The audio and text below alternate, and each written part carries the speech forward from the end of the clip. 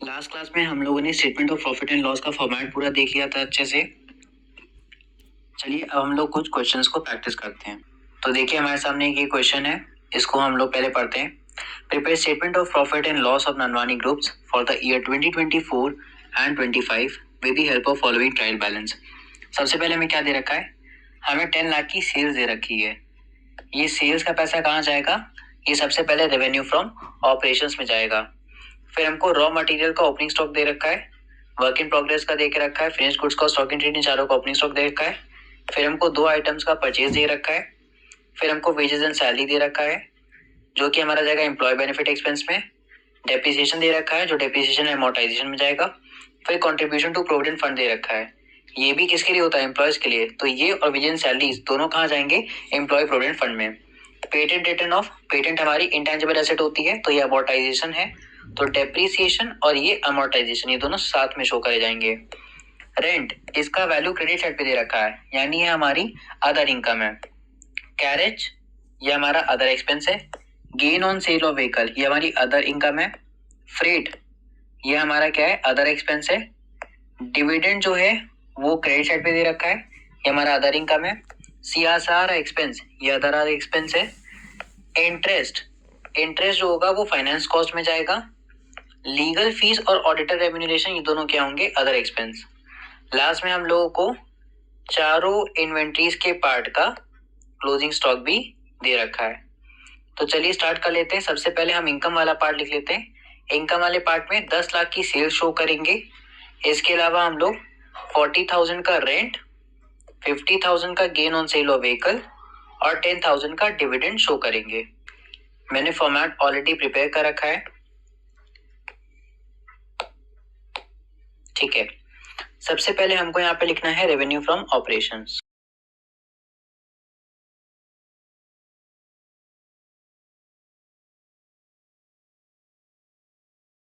Revenue from operations हमको दे रखा था 10 लाख।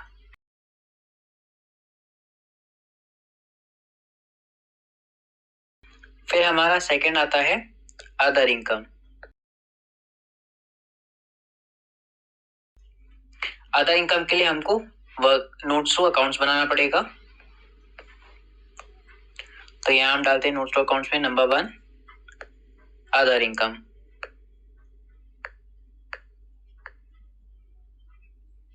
हमारे पास में कौन कौन सी अदर इनकम थी, हमारे पास में 3 अदर इनकम थी। सबसे पहले हमारे पास में था रेंटल इनकम जो कि 40,000 का था। फिर हमारे पास में था gain on sale of vehicle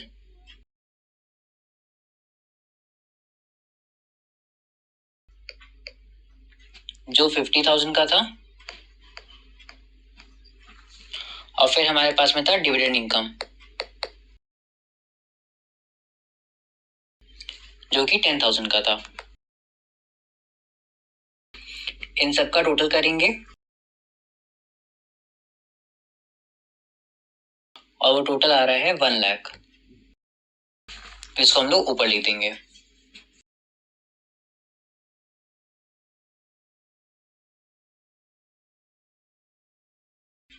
और हमारा यहाँ ऊपर टोटल आ जाएगा, टोटल इनकम 11 लाख का। इसको हम लोग यहाँ पे लिख देंगे आइटम नंबर 3 टोटल इनकम।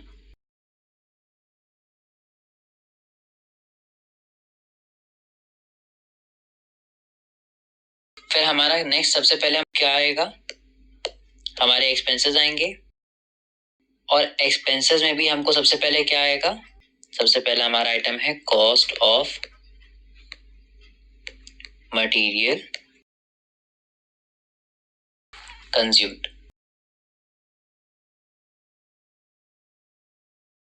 तो इसके लिए हमको वर्किंग नोट बनाना पड़ेगा।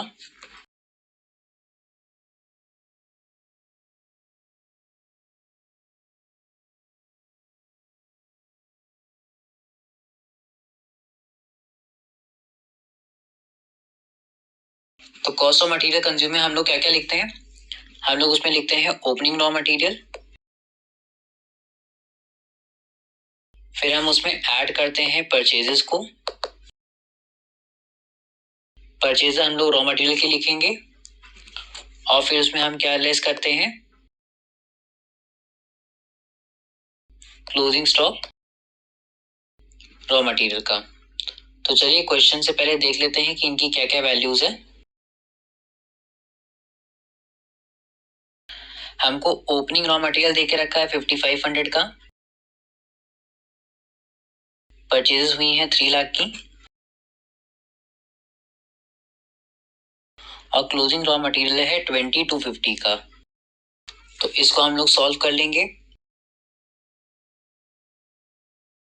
वैल्यू आएगी 285250। इसको हम लोग ऊपर लिख देते हैं 285250। अब इसके बाद में फिर हमारा नेक्स्ट आइटम क्या आता है, purchase of stock in trade.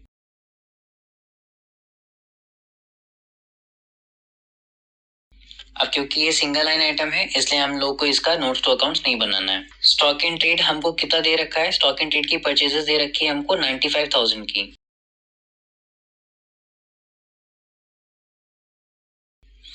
इसके आने फिर हमको क्या लिखना होता है, चेंज इन इन्वेंट्री।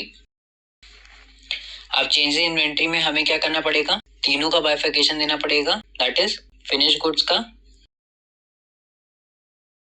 और वर्क इन प्रोग्रेस का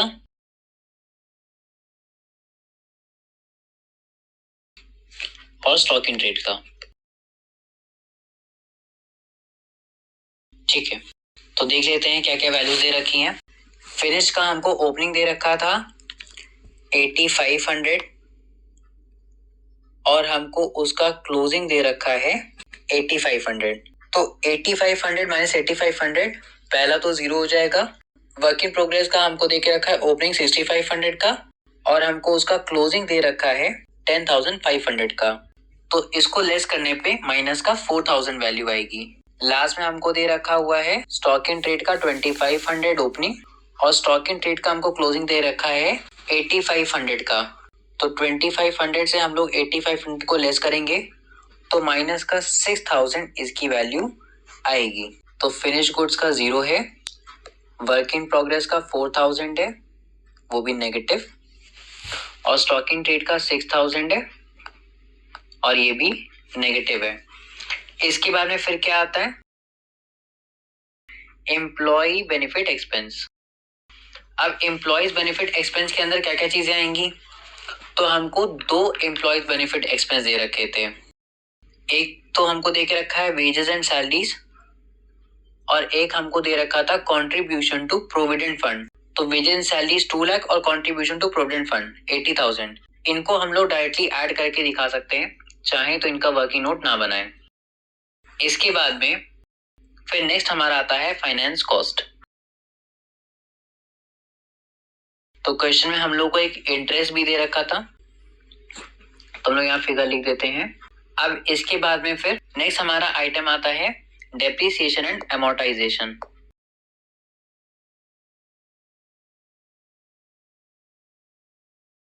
इसके लिए हमको नोट्स टू अकाउंट्स बनाना पड़ेगा। ये हमारा नोट नंबर 3। हमको डेप्रिसिएशन दे रखा था, क्वेश्चन है 30,000 का पीपीई पे, और हमको पेटेंट का दे रखा था 20,000 का अमोर्टाइजेशन। तो 30 और 20 यहाँ पे हम लिख लेते हैं।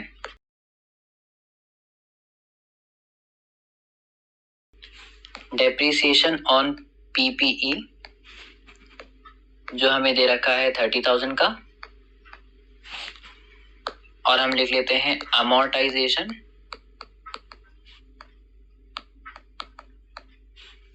ऑफ पेटेंट जो हमें दे रखा है 20,000। इसको ऐड कर लेंगे तो उसकी वैल्यू आएगी 50,000 और फिर हम ये शो कर देंगे ऊपर।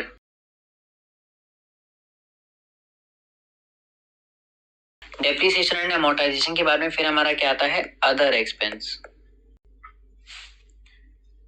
अदर एक्सपेंसेस में हमें क्या क्या दे रखा है, 6,000 का कैरेज बचा है हमारे पास, 8,000 का फ्रेट बचा है, 9,000 का CSR एक्सपेंस बचा है, 12,000 और 8,000 का में लीगल फीस और ऑडिटर रेम्यूनरेशन बचा हुआ है।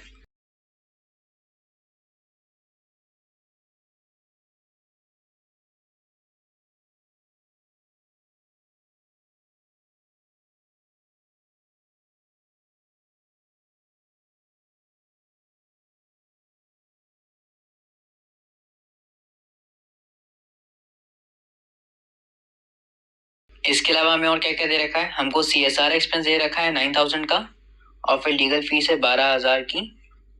CSR एक्सपेंस लिख लेते हैं 9000 का।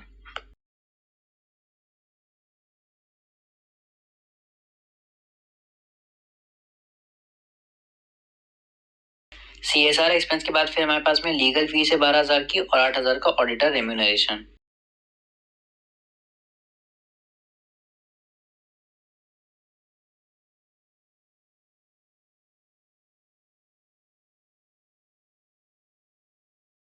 ठीक है, तो अब हम लोग इन सब का टोटल कर लेंगे और ये 43,000 हम शो कर देंगे अदर एक्सपेंसेस में।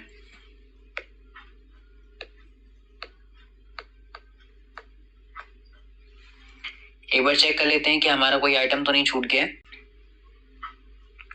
हमने सेल्स भी शो कर दी, हमने opening stock of raw material भी ले लिया, हमने वर्क इन प्रोग्रेस भी दिखा दिया, फिनिश गुड्स भी दे दिए, स्टॉक इन रेट भी दे दिया, raw material stock in rate भी हो गया, वेजेस एंड सैलरी भी शो कर दी कंट्रीब्यूशन प्रोविडेंट फंड के साथ, डेप्रिसिएशन को अमोर्टाइजेशन के साथ हमने शो कर दिया है, हमने rent received, gain on sale of vehicle और डिविडेंड ये भी शो कर दिया था, हमने carriage, freight, CSR expense, interest, legal fees, remuneration ये भी शो कर दिया था और हमने सबके क्लोजिंग स्टॉक भी एडजस्ट कर लिए थे।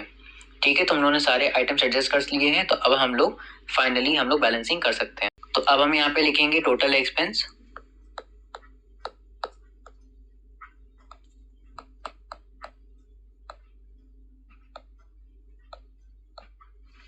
इन सब का टोटल कर देंगे। इन सब का टोटल आ रहा है 758250।